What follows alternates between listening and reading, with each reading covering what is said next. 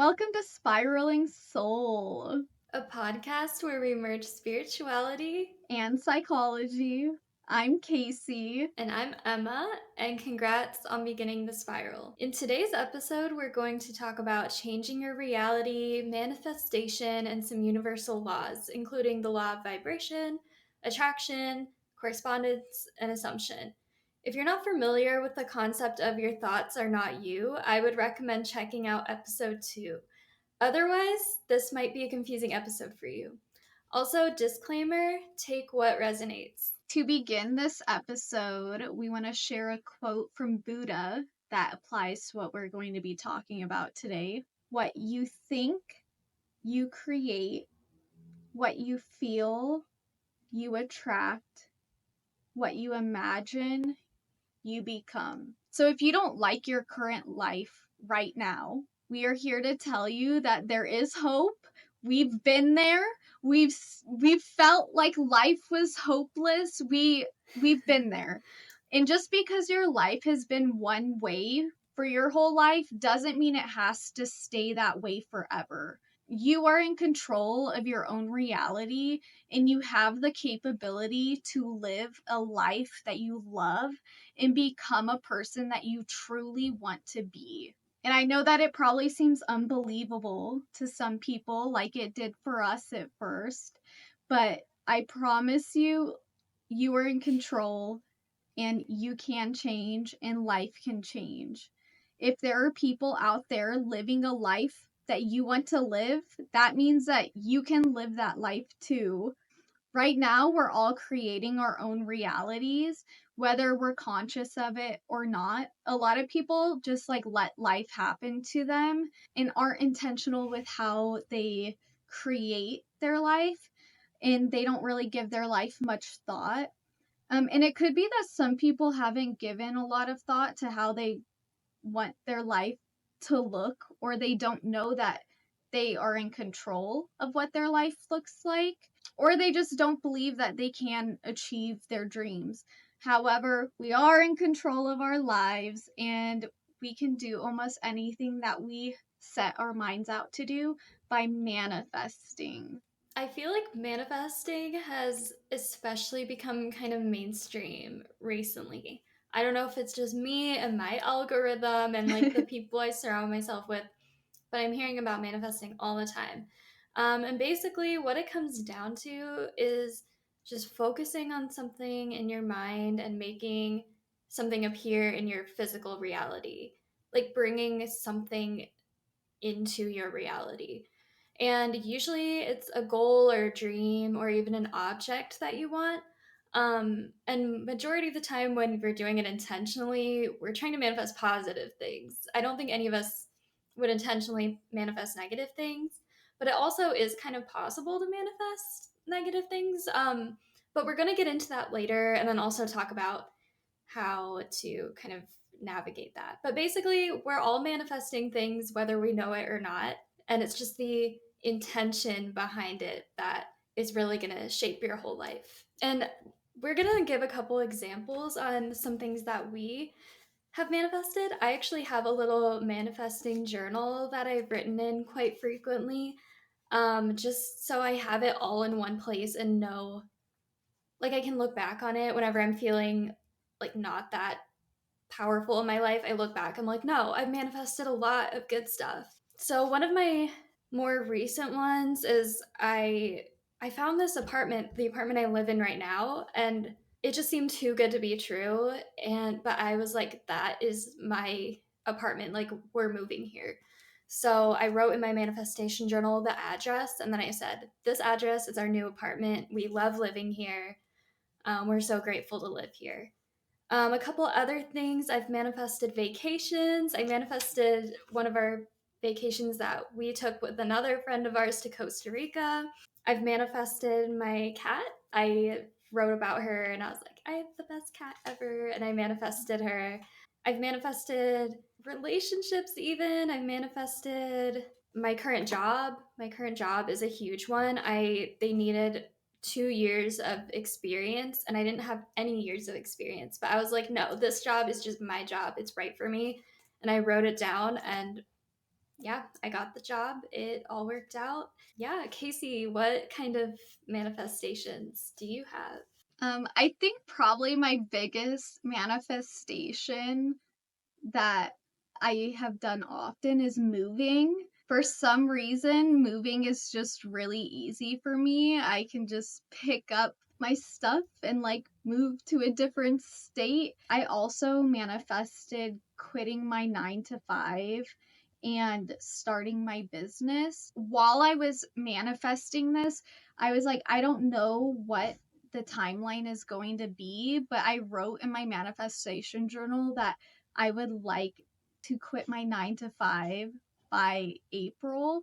I'm like, I don't know if that's feasible, but I would like to quit by April. And I did. In that same journal entry about wanting to quit my job in April, I was like, oh, I want to quit by April. And so then the next month, I can go to Europe. And then I can spend a whole month of June in Brazil. And so that happened. I've manifested friends into my life or just relationships or romantic relationships. I've intentionally manifested them. Like, I was like, I want this type of partner or this type of friend. And then I go out looking or even just like appears in my life. So yeah, I've like manifested a lot of things. There's more things I'm manifesting and I'm hoping that will happen.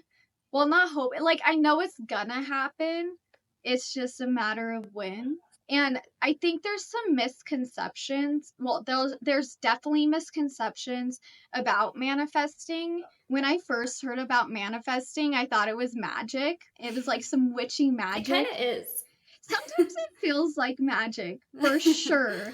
But in the way I thought it was magic was like someone on TikTok was like, you can do a manifestation by writing in your journal 10 times the thing that you want over and over and over again on a new moon, and it will happen. And so I did that. And then I was like, why hasn't this thing come into my life? Even though I took no action toward it and I didn't make any change in my reality. So the biggest thing with manifestation is you can't just wish for something to happen. You have to change something in your reality, whether that be your mindset or even just intentionally figuring out what you want to make things happen. Yeah, so that's like some of the misconceptions with it is that, oh, it's just gonna happen and I don't have to do anything for it. But in some ways, that's still, I feel like, is the case. Yeah, sometimes it won't take any effort. It'll just fall into your lap. But we'll get into specifics. Yeah. And some of the specifics that we're talking about are universal laws. And these universal laws that we're going to tell you about, they'll give you a good foundation and understanding of like how to train your brain to truly believe that you have this ability and to put yourself in the correct energy for receiving these manifestations. So, universal laws, they are principles that govern how human beings behave. They're more philosophical and abstract, but they're universally accepted. One universal law that has to do with manifestation is the law of vibration. It's that everything in the universe is in a constant state of movement. And that's because everything is made up of energy. Me, you, Emma, this table, the microphone, the computer, it's all made up of energy. And that energy is vibrating.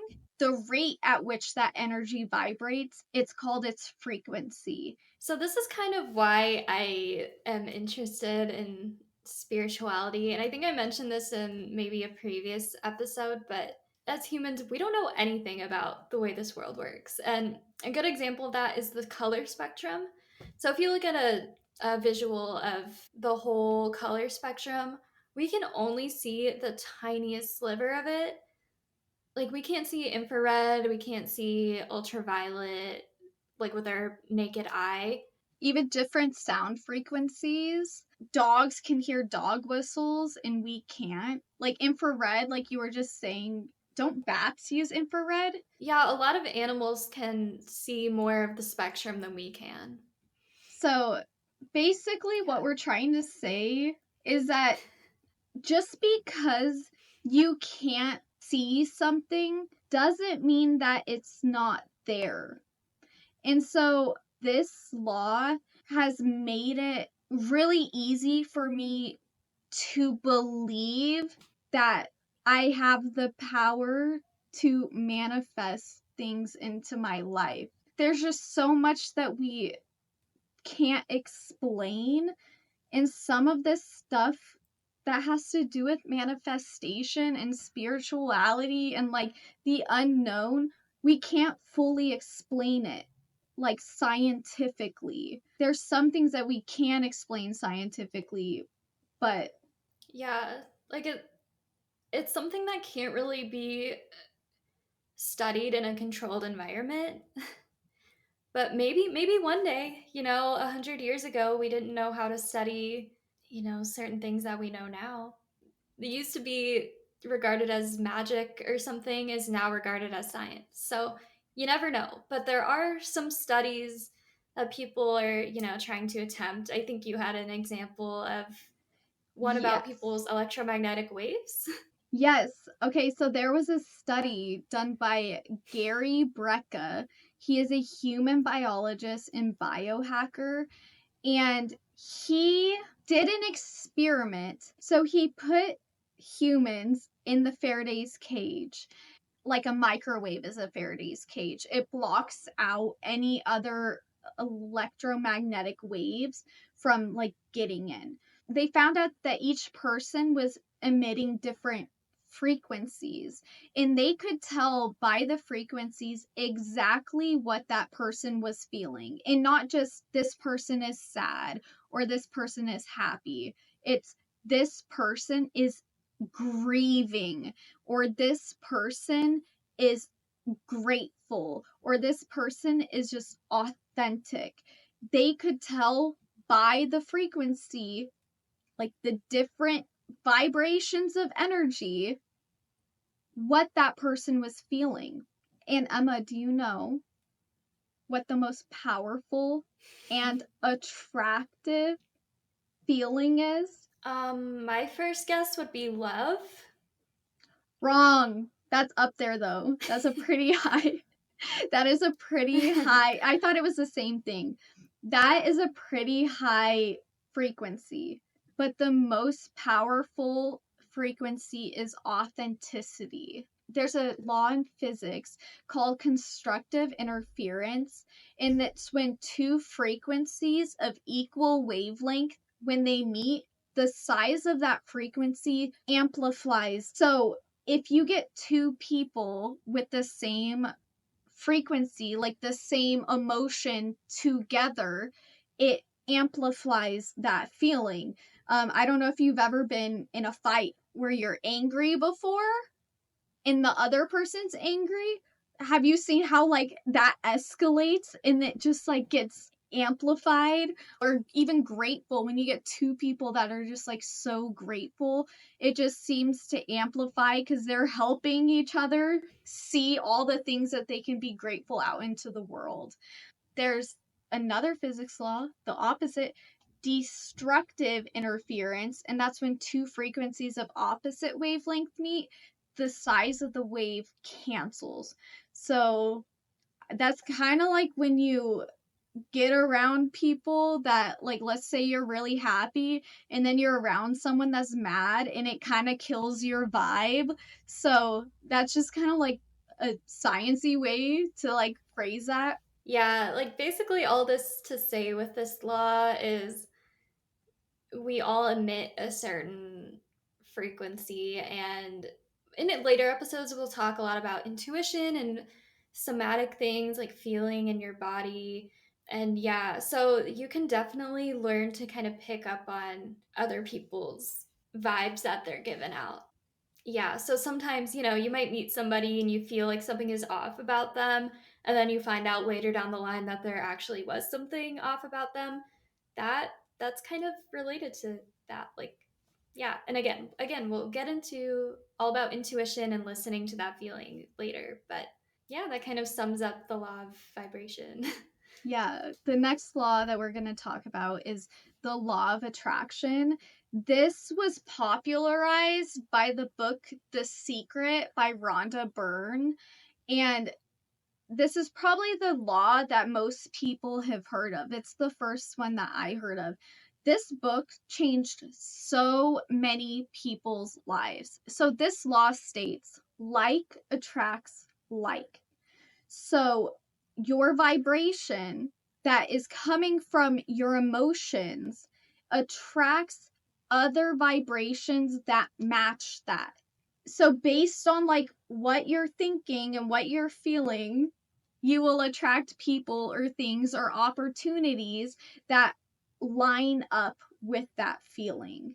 I guess an example of this could be like birds of a feather flock together. So people who are similar to each other are attracted to each other. When you're thinking about law of attraction, have you ever noticed you wake up on the wrong side of the bed, like you wake up late or something, and everything starts to go wrong? Like your toast gets burnt, you spill coffee on yourself, you drop your keys when you're locking your door, you get a parking ticket, and it just seems like the whole day it's like one bad thing after one bad thing, and you're just progressively getting more and more like, ah, like not feeling great. So this is kind of like the negative side of law of attraction. It's basically like you're looking at everything in such a negative light that it's just amplifying it more and more. I mean, on the other hand, you can also have a positive day and just like free coffee and get complimented and things like that. It just seems like there's some kind of like snowball effect throughout the day. And it really comes down to what you're focusing on, is what I think. Like if you spill coffee on yourself and you're in a good mood, you're like, oh well. But if you're already in a bad mood, it just kind of amplifies it. And I don't know, it just seems to attract more negative experiences. So this is a reason why I kind of don't like the law of attraction in a way, because it can be really hard for people that are already kind of going through it. Like if you experience depression, anxiety, and just kind of, yeah, struggle with your mental health a lot, then it can be hard to feel like you can really attract positive things into your life. Even though you can, and it is possible, it's kind of a mental barrier you have to get over. Yeah, that's why I'm not huge into the law of attraction anymore, because sometimes you're not going to be feeling so great. We're humans, we experience human emotions, we go through times that we're not feeling as connected, as grateful for things, and that's okay. It doesn't mean you're going to manifest super bad things happening to you.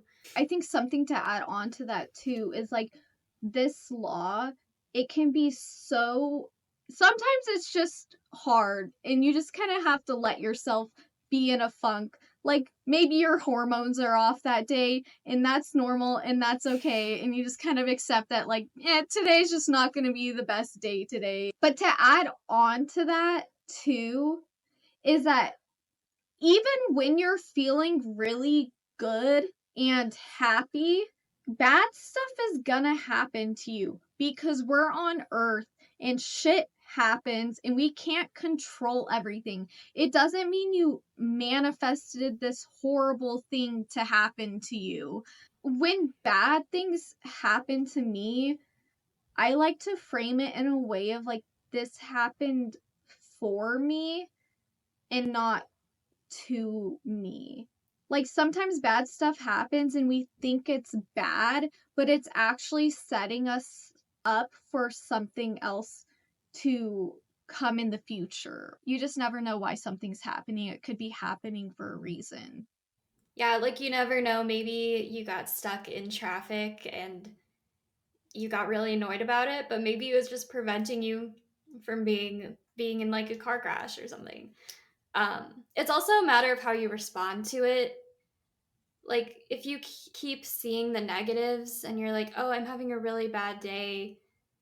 It's a matter of responding to it and knowing that I'm not attracting these things into my life. It's just how life is sometimes, and I can choose not to like believe that I'm attracting negative things. You said the term reacting, and reacting is very, Responding, yeah.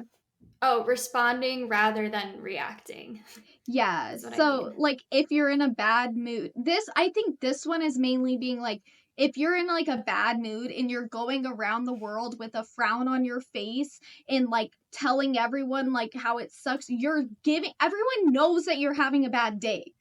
Someone that is like, oh, maybe I have this opportunity to give, or maybe I want to be someone's friend, they're not going to want they're not going to be attracted to that unless they're also in that feeling, because like happy people are kind of like, or someone having a good day is like, oh, this person looks really upset and mad.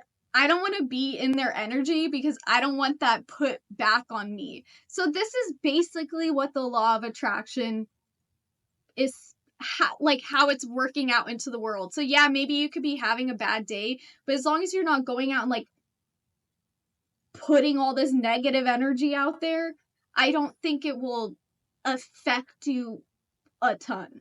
Yeah. So it kind of is real to an extent because I feel like when I was more negative with myself in my life, I feel like I attracted more negative situations. And then when I started, becoming more grateful and positive, I started attracting more. It seems like I started attracting more of that. But also, it's a matter of like, started just choose. I was like, okay, I'm going to choose to see the good more than the bad. And so it's kind of like a choice. You can choose to be more aligned with a certain way of life. And then you'll start seeing that more like pattern recognition. You're going to start seeing more evidence that good things are in your life. Hopefully this helped explain that there isn't this just magical type of source. I don't it's so hard for me to say that, because in part I do believe there's some kind of supernatural stuff tied to it, but at the same time I do believe that like we are in control of our lives. So Yeah. this one is a debatable law. Like, yes, like don't take it so literally, right? Yeah. It's really, and that's a lot of our podcast is kind of finding that balance between supernatural and just literally your brain, like how your brain works.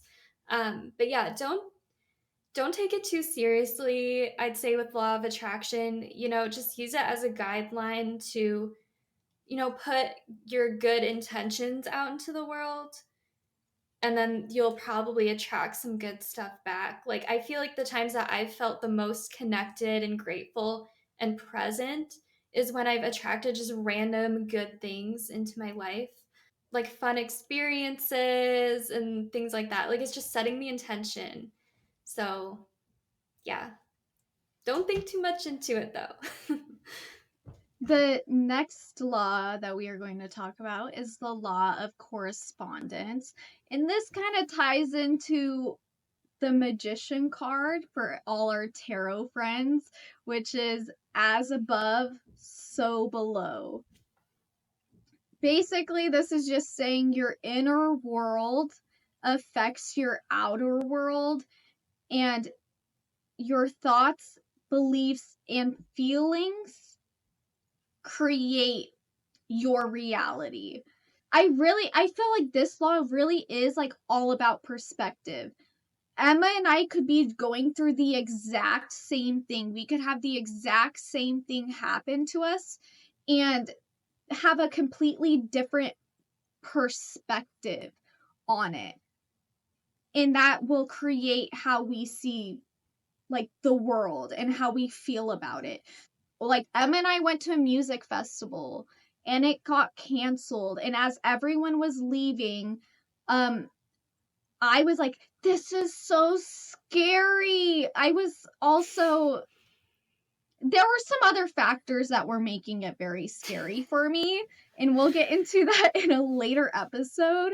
But I was like, this is so scary. And we got back to the hotel and I'm like, oh my gosh, guys, are we trauma bonded? Like, that was so scary. How did you guys feel about it?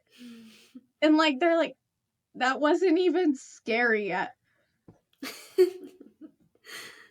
And that was such like a big moment for me. Like, I felt traumatized from that moment where everyone else was like, what are you even talking about? Yeah. Yeah, it's really about perspective. I think that's a buzzword with all this episode. You can choose how to see a situation. So there's a psychological type of term, confirmation bias, which is basically the tendency of people to favor information that confirms or strengthens their beliefs or values. Basically, if like you can choose to see what you want to see. We kind of touched on it a little bit earlier, but yeah, for example, if you're choosing to see things you're grateful, like the abundance, what you're grateful for, adventure, fun, joy, love, all that, you're going to start to notice it more. Again, I feel like I've experienced this several years ago before I kind of started growing more as a person. I was so negative. Like I saw everything in a way that just like everything was against me, basically, is how I felt. And then once I started to realize, no, I have the power to change my perspective, all of a sudden everything just seemed to fall into place, but not much even changed in my physical reality. It was just the way I was looking at it and reframing it in a way that I felt like was more aligned with how I wanted to be. So then that kind of helped me become who I wanted to be. I read about this in the Becoming Supernatural.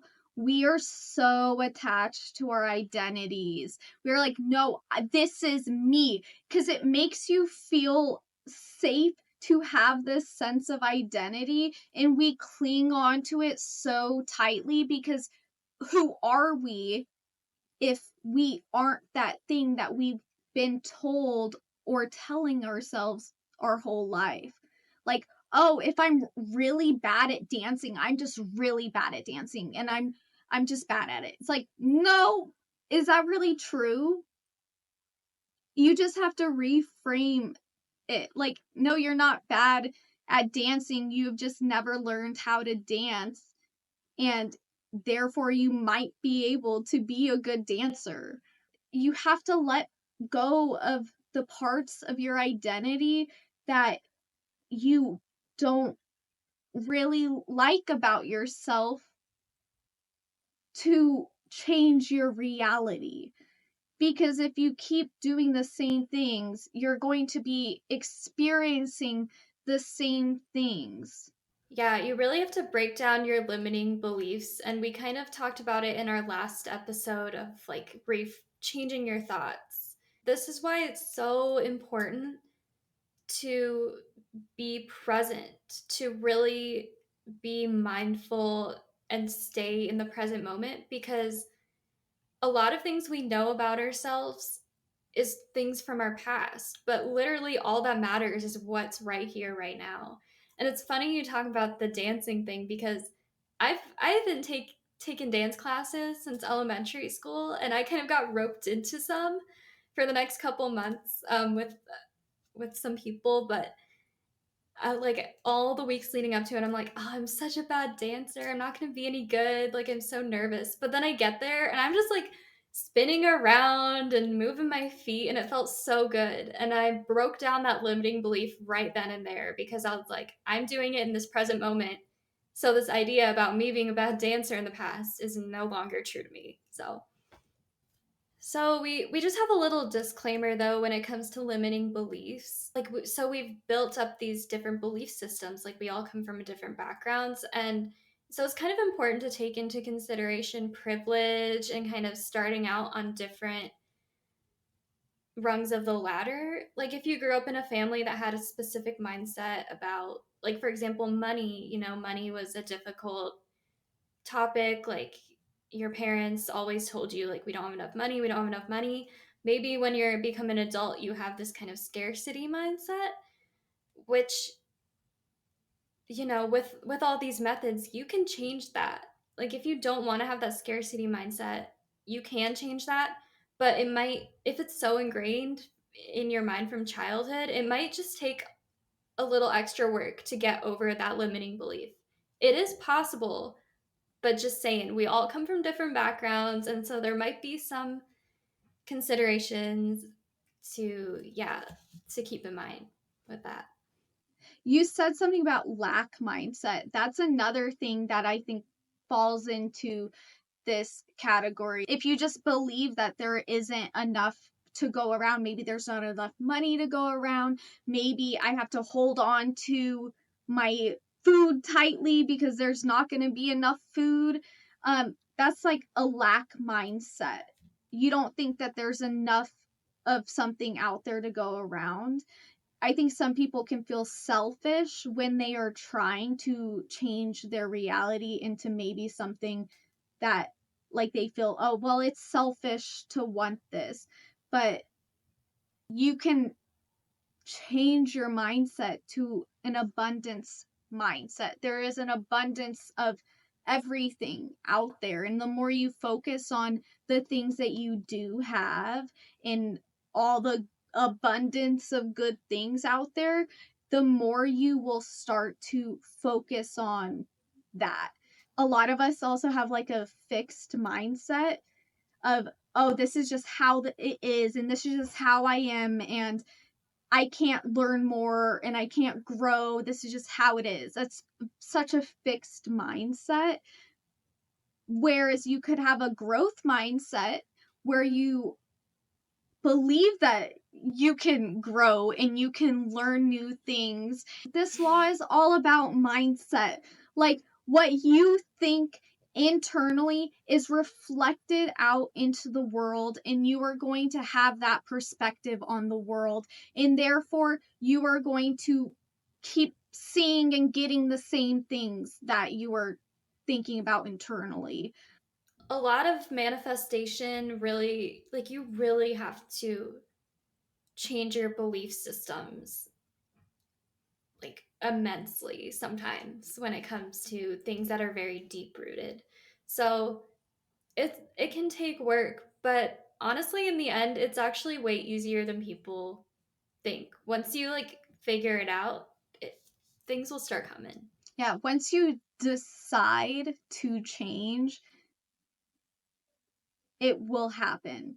It's not going to be instantaneous, but just having that awareness is going to help move it along. If you haven't listened to episode 2, do that because this will help with manifestation. Well, this episode is running a little long, so we are going to wrap up part 1 of this episode. Check out the description below for all of our social media pages where we post a little extra content. And in the description, you'll also find links to some of the resources we used for this episode. Thank you for listening.